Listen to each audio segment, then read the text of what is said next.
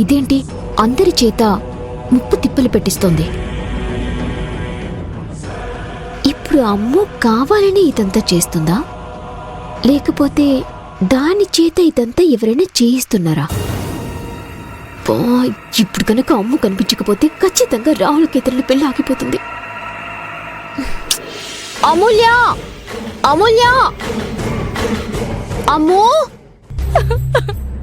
అమ్మ ఒక్కసారి కూడా మాట చెప్పకుండా గడప దాటి అడుగు బయట పెట్టదు.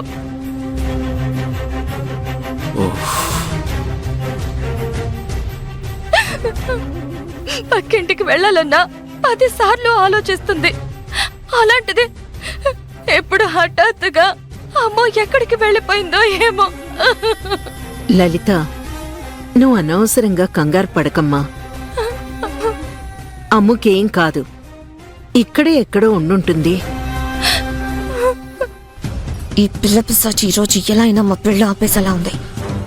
ఇదంతా అభి చేస్తోందా, లేకపోతే అమూల్య నిజంగానే తప్పిపోయిందా? రాహుల్, అమ్ము కనిపించిందా? అమ్ము ఎక్కడ కనిపించలేదమ్మా. అమ్మో, అమ్మో, అమ్మో! ఐరేంద్రే, అమ్ము కనిపించిందా? లేదు వదినా, మొత్తం వెతికాను, ఎక్కడ కనిపించడం లేదు. అయ్యో భగవంతుడా, ఇప్పుడు నా కూతురు ఎక్కడికి వెళ్ళింది, ఏమైపోయింది?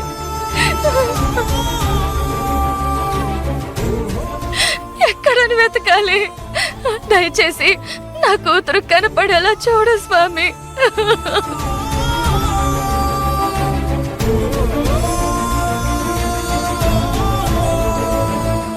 అమ్ము ఇక్కడుంది.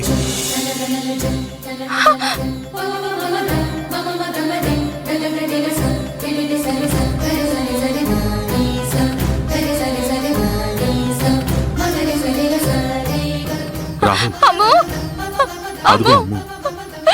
అమ్మో, అమ్మో! ఇప్పటి వరకు ఏమైపోయావే? ఎక్కడికి వెళ్ళిపోయావు? నువ్వేమైపోయావు అని నేనెంత కంగారు పడిపోయానో తెలుసా? ఎక్కడికైనా వెళ్లే ముందు ఈ అమ్మకి చెప్పాలని తెలీదా?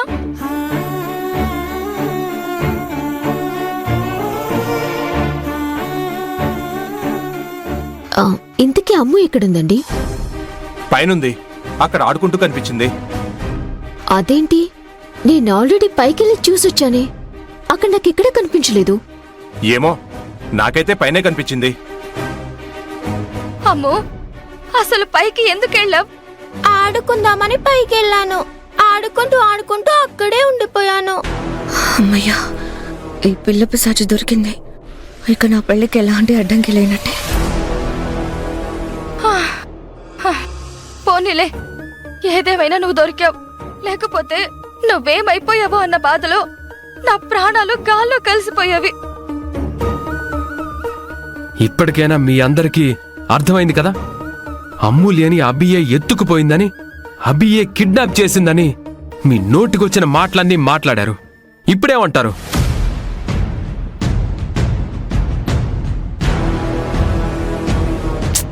అది కాదు రాహుల్, పరిస్థితుల్ని బట్టే మన ప్రవర్తన కూడా ఉంటుంది. సమస్యల్ని బట్టే మన సందేహాలు కూడా బయటకొస్తాయి. అక్క, పరిస్థితుల్ని బట్టి ప్రవర్తన మారే అవకాశం ఉంటుంది, కానీ మనలో వచ్చే మార్పు మరొకరి మీద నిందపడేలా ఉండకూడదు.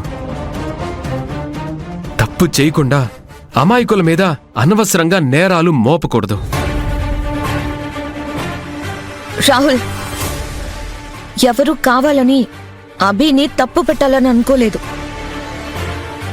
అభి చేసే అవకాశం ఉందేమో అని కాస్త అనుమానించాం అంతే. అదే అంటున్నాను, ఆ అనుమానం ఒక మనిషి మీద ఉండే నమ్మకం పోయేలా చేస్తుంది, ఒక మనిషి మీద లేనిపోని అపవాదు వేసేలా చేస్తుంది. రాహుల్, కొన్ని పరిస్థితుల్లో ఎవరి మీదైనా ఎవరికైనా అనుమానాలు రావచ్చు.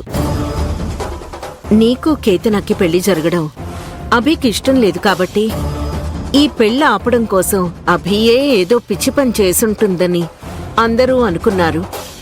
అందులో తప్పే ఉంది. నువ్వు కూడా ఏంటి ఇలా మాట్లాడతావు? ఎవరి మీద పడితే వాళ్ళ మీద నిందలు వేయటం కరెక్ట్ అంటావా? ఎవరి మీద పడితే వాళ్ళ మీద నిందలు వేయడం కరెక్ట్ కాదు. కానీ అభి ప్రవర్తన చూస్తే నేను కూడా అభిని అందరిలాగే అనుమానిస్తాను.